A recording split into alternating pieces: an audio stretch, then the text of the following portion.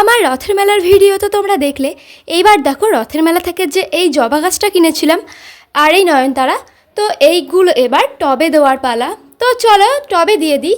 আর এই টবে আমি কি দিয়েছি জানো? এই টবে দিয়েছি গোবর এবং মাটি দুটো মিশ্রণ করে আমি এটাকে সুন্দরভাবে বানিয়ে নিয়েছি।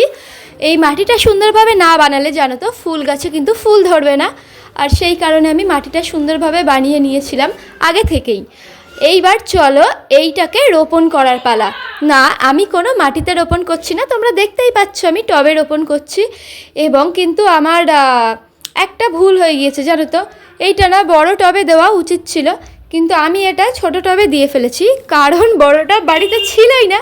আর সেই কারণে ইমিডিয়েটলি গাছটা লাগানোর দরকার ছিল, সেই কারণে আমি ছোট টবেই লাগিয়ে দিয়েছি। আর তোমরা কিন্তু কোনো বড় টবেই লাগাবে যদি এমন ধরনের জবা গাছ কেনো। তো কেমন লাগলো জানাবে এটা।